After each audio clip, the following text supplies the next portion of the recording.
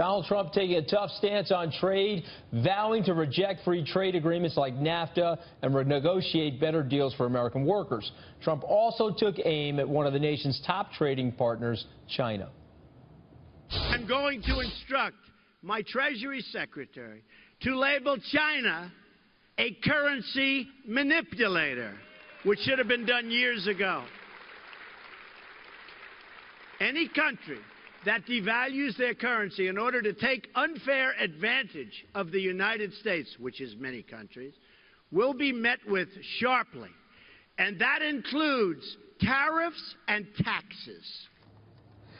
Our Fox Business All-Stars, one of them is laughing right here, and our good friends Charlie Gasparino and Liz Claman joining us now. Charlie, I love the music of this. I can't believe I'm sitting here. I grew up very dramatic. Did you grow up watching this? What about the opening when I'm walking and he's working? You like that? Well, that's on purpose. Let's talk about Trump.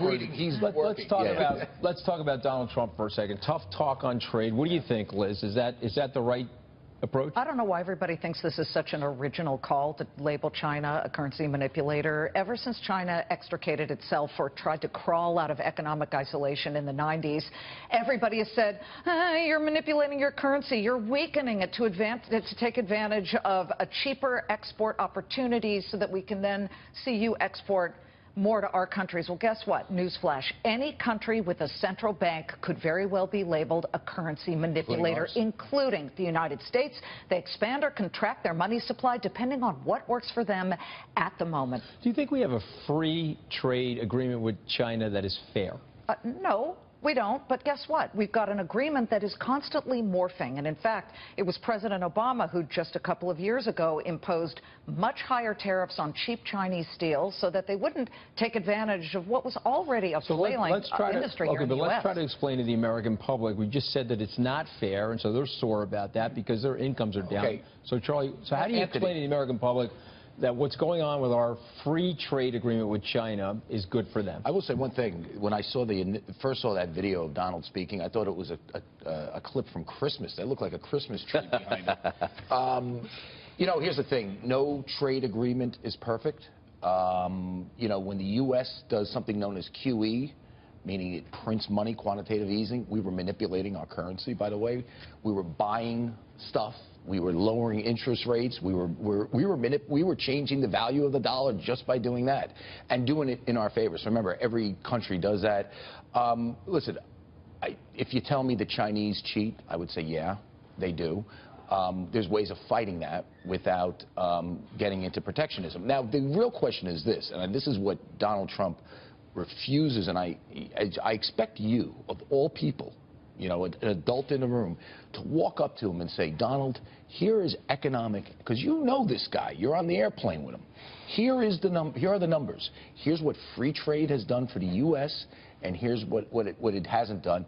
And I'll tell you, every rational economic analysis is good. But I think it's misunderstood. Anthony, the hedge fund manager, Paul Singer, Elliott Associates, big Republican donor, said this week that if Trump is elected and he's successful in these trade wars, you'll have a global depression. You know what? He hates Trump. He's part of the but I wanted to ask you. Just to let that I have a lot of respect for Paul. Right. I know you've had him out at the conference. He's a very smart investor, but there's some animus going on there that I don't fully understand. Right. I think he's overstating it, obviously. What I will say to my fellow Republicans is that the Democrats seem to coalesce around somebody that they may not necessarily like, but the Republicans are having a very hard time doing that. Listen, maybe I'm missing something, and you guys are immersed in economics as much as I am. The numbers on free trade are positive to the American work. They're better than if it wouldn't be free trade. You don't believe that? And to the American consumer, because if you start to impose very high tariffs on things, then you start to get not only high costs, you know, everybody keeps using the Walmart case. Forget Walmart. A lot of small businesses bring in goods, and they're cheaper for their consumers. Absolutely. So, again, my view, I don't think that was the reason for the speech.